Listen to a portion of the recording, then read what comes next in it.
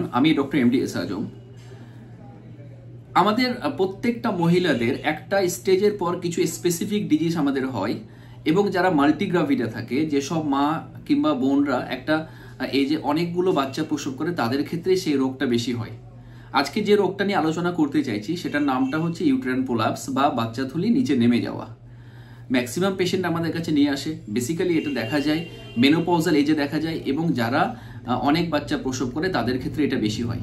তো আমরা এটা নিয়ে ডিটেলস একটু আলোচনা করব, একটু আপনারা মন দিয়ে দেখুন, আশা করছি ভালো লাগবে।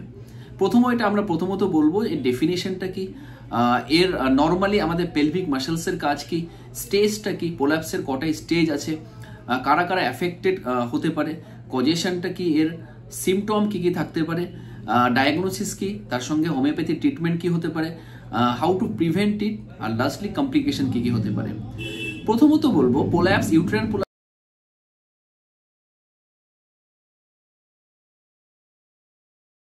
জাস্ট হচ্ছে এটা স্যাগ বা একটা নিচে ভ্যাজিনাল ক্যানালে দিয়ে নিচে নেমে যাওয়া।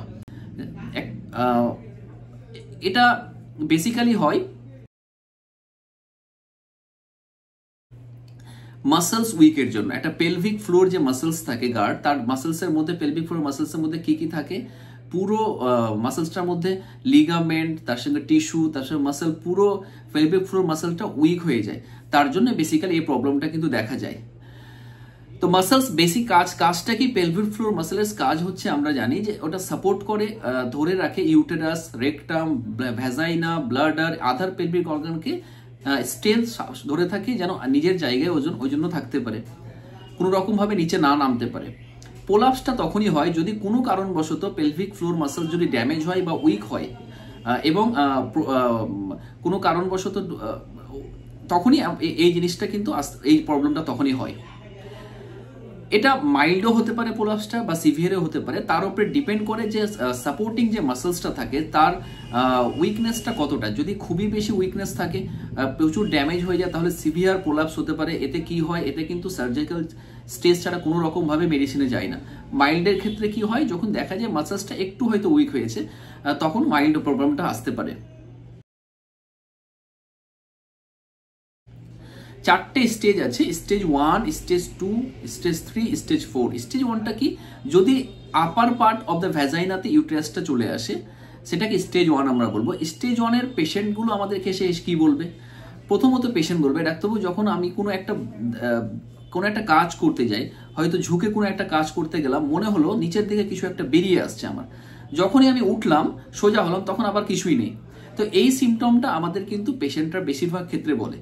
দ্বিতীয় স্টেজ 2টা কি হয়, লোয়ার পার্ট, ইউটেরাসের লোয়ার পার্টটা ভ্যাজানার দিকে নেমে আসে, লোয়ার পার্ট অফ ভ্যাজানাতে ইউটেরাস ফল করে লোয়ার পার্ট অব্দি চলে আসে ভ্যাজানাতে। তখন আমাদের পেশেন্ট বেসিক্যালি বলে যে ডাক্তারবাবু যখন আমি একটু ঝুঁকলাম, কিংবা হয়তো কোনো একটা ভারী কাজ করলাম, কিনা জোরে কাশলাম, তখন আমার মনে হলো নিচের দিকে কি কিছু নেমে যাচ্ছে, আমি আবার হাত দিয়ে ওটা সরাতে গেলাম, আবার উঠে গেল ওটা। এটা হচ্ছে স্টেজ 2, এটা পেশেন্টরা বলবে।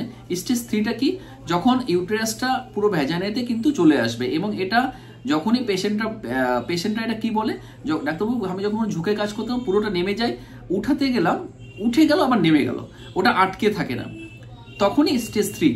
স্টেজ 4টা কি, পুরো পার্ট অফ ইউটেরাসটা কিন্তু ভ্যাজানার থ্রুতে চলে আসে, তখন এটা কোনো রকম, এটা সার্জিক্যাল ছাড়া কোনো অপশন কিন্তু থাকে না।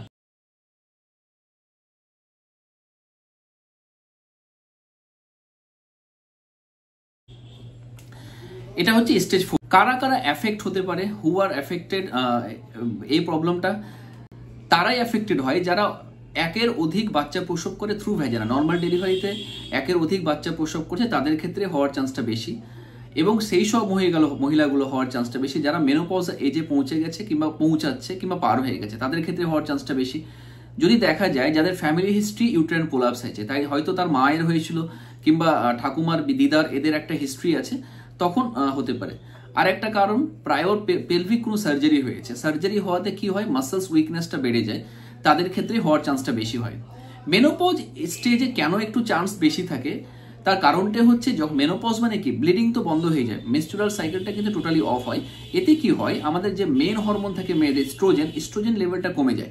স্ট্রোজেনের কাজ হচ্ছে পেলভিক ফ্লোর যে মাসেলসটা থাকে সেই মাসেলকে স্ট্রেংথ দেওয়া, প্রচুর হারে স্ট্রেংথ দেওয়ার, সেটা পেলভিক ফ্লোরের মাসেলকে স্ট্রোজেন একটা মুখ্য ভূমিকা পালন করে। এই জন্যই higher risk to developing prolapse during menopausal age. সব থেকে বেশি ওই এজেই কিন্তু সব থেকে বেশি প্রোলাপস হওয়ার চান্সটা বেশি থাকে, স্পেশালি মেনোপজ। কজেশনটা কি বলবো, প্রোলাপসের কি কি কারণে প্রোলাপস হওয়ার চান্সটা বেশি থাকে।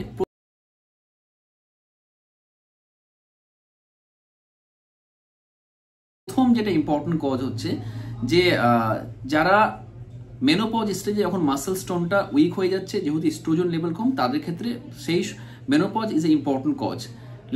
তারপরে হচ্ছে প্রেগনেন্সি একটা ইম্পর্টেন্ট কজ ক্রিয়েট করে যায়, যেহেতু ইউটেরাসটা ভারী হয়ে যায়, তার জন্য নামার চান্সটা থাকে। ভ্যাজানাল চাইল্ড বার্থ, যারা নর্মাল ডেলিভারি করায় ভ্যাজানাল 2 আর মোর বেবি, এবং অনেক সময় দেখা যায় লার্জ বেবি, যাদের বেবির সাইজটা হয়তো ওজনটা অনেকটা বেশি, অনেক বড় বেবি, তাদের ক্ষেত্রে হওয়ার চান্সটা বেশি থাকে। ওবেসিটি, যারা একটু মোটাসোটা, তাদের ক্ষেত্রে হওয়ার চান্স বেশি থাকে। ক্রনিক কাফ বা স্ট্রেনিং, অনেক দিন ধরে কাশি হচ্ছে, স্ট্রেনিং, এতে অ্যাবডোমিনাল প্রেশারটা বাড়ে, ইউটেরাসটা তখন প্রেশার পড়ে, তখন নিচের দিকে নামতে চায়। ক্রনিক ডিসেন্ট্রি, বহুদিন থেকে আমাশায় ভুগছে, পায়খানা গেলেই হয়তো প্রচুর চাপ দিয়ে, প্রচুর কোদ দিয়ে পায়খানা করতে হয়, তাদের ক্ষেত্রে হওয়ার চান্সটা বেশি।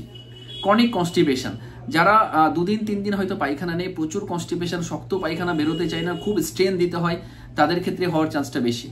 রিপিটেড হেভি লিফটিং, প্রচুর ওয়েটফুল জিনিস নিয়ে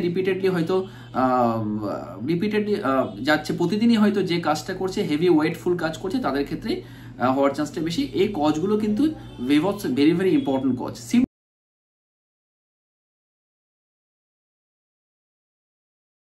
সিমটম কি কি থাকতে পারে? সিমটমস হচ্ছে সব থেকে ইম্পর্টেন্ট, একটা লোয়ার পার্টে, একটা লোয়ার অ্যাবডোমেনে কিংবা নিচের দিকে একটা হেভিনেস ফিলিং, ফুলনেস এবং প্রেশার, মনে হচ্ছে কিছু একটা বেরিয়ে যাবে, প্রেশার। তার সঙ্গে একটা পেন পেলভিক রিজনে, পুরো অ্যাবডোমেনটাতে ব্যথা, এবং লোয়ার ব্যাকে একটা পেন থাকবে। ইন্টারকোর্স ডিউরিং মেলামেশার সময়, সহবাসের সময় একটা পেন পেশেন্ট আমাদের বলবে, পেন থাকতে পারে। তার সাথে কি হচ্ছে, ইউট্রাইন টিস্যু মনে হয় যেন টিস্যু কিছু ভ্যাজানা দিয়ে ওপেনিং দিয়ে বেরিয়ে আসছে, ফল করছে। কনস্টিপেশন একটা প্রবলেম থাকবে, তার কারণটা হচ্ছে যেহেতু ইউটেরাসটা নিচের দিকে নেমে যাচ্ছে, এতে এরেকটামকে প্রেসার ক্রিয়েট করে, এতে পায়খানাটা ঠিকঠাক করে ক্লিয়ার হচ্ছে না, তার জন্যই কনস্টিপেশন হওয়ার চান্সটা থাকে। ইউরিনারি ইনকন্টিনেন্সি, পেচ্ছাপও ক্লিয়ার হবে না, তার কারণটা হচ্ছে ব্লাডারকে প্রেসার ক্রিয়েট করে, এতে পেচ্ছাপও ক্লিয়ার হবে না। আর একটা জিনিস, যেহেতু পেচ্ছাপ ক্লিয়ার হবে না, পেচ্ছাপ লং টাইম পেচ্ছাপ ইউরিনারি ব্লাডে থেকে যাওয়ার জন্য একটা সেকেন্ডারি ইনফেকশন হয়, তার জন্য ইউটিআই হওয়ার চান্সটা বেশি থাকে, ইউরিনারি ট্রাক্ট ইনফেকশন হওয়ার চান্সটা বেশি থাকে।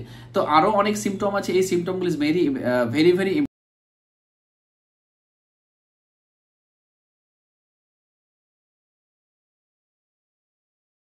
ইম্পর্টেন্ট সিমটম আর কি। ইউট্রাইন প্রোলাপসের সঙ্গে আর কি কি সমস্যা হতে পারে?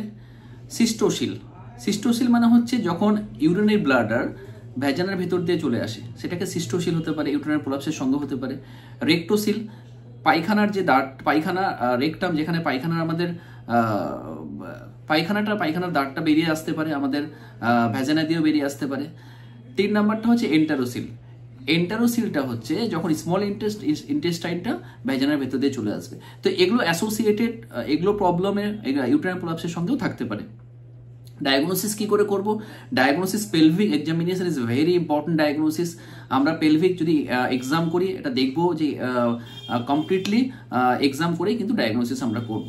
আর একটা আমরা ইউএসজি করলেও কিন্তু অনেক সময় বুঝতে পারবো যে ইউটেরাসের প্লেসটা কি অবস্থায় আছে, কোন জায়গাতে আছে। লোয়ার অ্যাবডোমেনে একটা ইউএসজি করলেও কিন্তু আমরা কনফার্ম হব।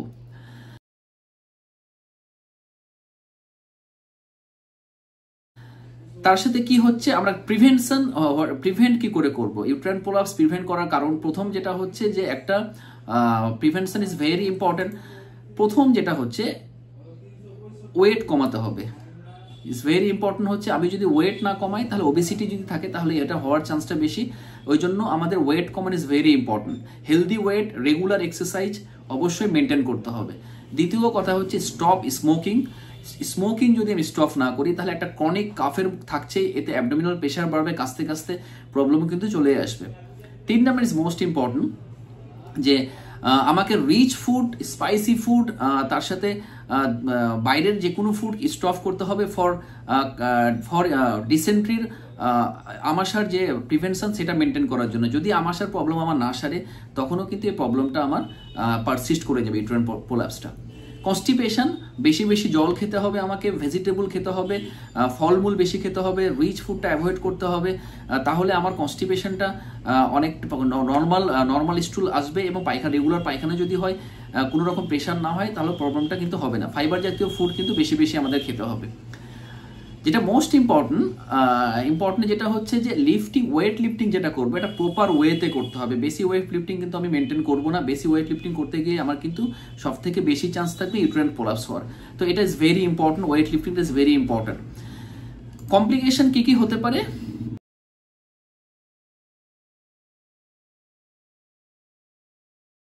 Complication is very important. একটা ব্লাড কন্ট্রোল প্রবলেম আসবে, ব্লাড ইনকন্টিনেন্সি একটা থাকতে পারে। তার কারণটা হচ্ছে যেহেতু প্রেশার পড়ছে, কনস্ট্যান্টলি প্রেশার পড়ে, যেহেতু ইউটেরাইন প্রোলাপস, তার জন্য কিন্তু এটা হতে পারে।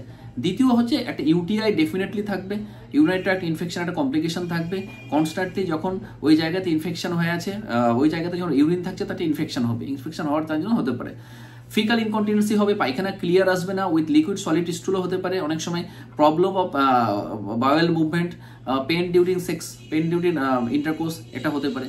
আর একটা জিনিস, in case of third grade বা ফোর্থ গ্রেড যে আমাদের ইউটেরাইন প্রোলাপসটা হয়, অনেক সময় আমাদের একটা যদি প্রপার, আমরা যদি দেখা যায় যারা একটু কাজ করে বাইরে কিংবা লেবার টাইপের যারা আছে, মহিলারা আছে, তাদের ক্ষেত্রে একটা ঘর্ষণ লাগাতে অনেক সময় যে যাচ্ছে পায়ের মধ্যে একটা ঘর্ষণ লাগছে, তাতে কিন্তু সেকেন্ডারি ইনফেকশন হতে পারে এবং সেকেন্ডারি ইনফেকশন হয়ে কিন্তু ক্যান্সারও হতে পারে। তো এগুলো কমপ্লিকেশন আমাদের হতে পারে, এই প্রবলেমগুলো হতে পারে। লাস্টলি এবং সব থেকে ইম্পর্টেন্ট,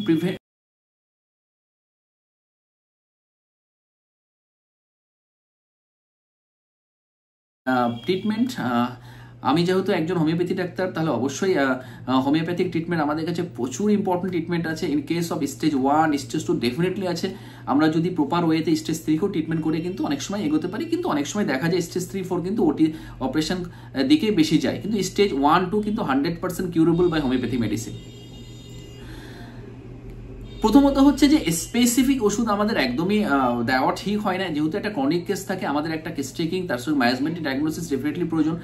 প্রত্যেকটা পেশেন্টের ক্ষেত্রে টোটালিটি অফ সিমটম যদি আমি নিই, তার সাথে যদি পেশেন্টের ডিটেলসটা নেওয়ার পর যদি মেডিসিন পুট করি, তাহলে ডেফিনেটলি ভালো রেসপন্স পাবো। পোটেন্সির দিক থেকে সেন্টিসিমাল 50% বোথ খুবই ভালো, কিন্তু 50 মিলিসিমালের ক্ষেত্রে একটু ভালো রেসপন্স আমি ব্যক্তিগতভাবে পেয়েছি, ওই জন্য আমি 50 মিলিসিমালটা বেশি ব্যবহার করার চেষ্টা করি। কিছু স্পেসিফিক ওষুধ আমার কাছে, স্পেসিফিক নেই কিন্তু যেসব ওষুধগুলো আমার কাছে সাধারণত আসে, সেই ওষুধগুলো আমি কয়েকটা নাম বলছি। কার্টেলফিস, সিপিয়া, সব থেকে দি মেডিসিন অফ ইউটেরাইন প্রোল্যাপস, সব থেকে বেশি সমস্ত ডক্টর, হোমিওপ্যাথি কোয়ালিফাইড ডক্টর যারা আছে, তো সবাই এটা জানে যে sepia is excellent drug for uterine prolapse. Lilium tree খুবই ভালো মেডিসিন, মেডোরাইনাম খুবই ভালো মেডিসিন, আর্বোভাটাই খুব ভালো রেসপন্স করে, খুবই ভালো রেসপন্স, পালসিটিলা খুব ভালো মেডিসিন, অ্যান্টিম ট্রাক্ট ভালো রেসপন্স সব থেকে বেশি, লাইকোপোডিয়াম ইজ এক্সেলেন্ট মেডিসিন, আরও প্রচুর মেডিসিন আমাদের আছে। সাইলেশিয়া খুব ভালো রেসপন্স করে। Mainly uterine prolapse, psychotic miasm, antipsychotic drug, তার সঙ্গে তো অবশ্যই আমার পিকুলারিটি ক্রাইটেরিয়া সিমটম মিলে গেলে আমাদের সেই ড্রাগটা, সেই মেডিসিনটি দি মেডিসিন হয়ে যায় সেই পেশেন্টের ক্ষেত্রে। তো আপনারা অবশ্যই এগুলো ট্রাই করবেন না, এগুলো আমি জাস্ট আমার এক্সপিরিয়েন্স থেকে শেয়ার করলাম। যদি দেখা যায় যে এই প্রবলেমগুলো আপনাদের হচ্ছে, তাহলে প্লিজ একটা কোয়ালিফাইড হোমিওপ্যাথি ডাক্তারের সঙ্গে কনসাল্ট করুন। ইন কেস অফ হোমিওপ্যাথি, বাকি অন্য ডাক্তারের সঙ্গে কনসাল্ট করতে পারেন, মডার্ন মেডিসিন ডক্টর হোক কিংবা আয়ুর্বেদিক ডক্টর হোক, তাদের সঙ্গে কনসাল্ট করতে পারেন। সমস্ত ক্ষেত্রে মেডিসিন আছে, কিন্তু আমি যেহেতু একজন হোমিওপ্যাথি ডক্টর, তার ক্ষেত্রে কিন্তু কোয়ালিফাইড হোমিওপ্যাথি ডাক্তারকে আপনি দেখান, either BHMS, either DHMS, either DMS, যে কোনো হোমিওপ্যাথি ডাক্তার ডিগ্রি হোক না কেন, তাদেরকে দেখান। আমার মনে হয় এই প্রবলেম 100% সলভ হবে। তো আজকে আপাতত যেটুকুই বললাম। আপনারা ভালো থাকুন, হেলদি ফুড খান, হেলদি লাইফ লিড করুন, স্টপ স্মোকিং, তার সাথে ওয়েট লিফটিং করার সময় অবশ্যই খেয়াল রাখুন যে আমি যে জিনিসটা নিয়ে যাচ্ছি, ছাদে হয়তো উঠছেন বালতি করে ওয়েট লিফটিং করে, তার আগে একটু ভাবুন যে আমার প্রবলেম হতে পারে। মেনোপজ স্টেজে তো ডেফিনেটলি ওয়েট লিফটিং সম্পূর্ণভাবে নিষেধ করে দেওয়াটাই বেশি ভালো। তার সাথে হেলদি ফুড বেশি করে বেশি খান, স্টপ স্মোকিং করুন। দেখুন আপনার আশা করছি ইউটেরাইন প্রলাপস সম্পূর্ণ সেরে যাবে। তার সাথে কনসাল্ট করুন অবশ্যই ডক্টরের সঙ্গে। তো সবাই ভালো থাকুন, সুস্থ থাকুন। আপাতত সবাইকে শুভরাত্রি।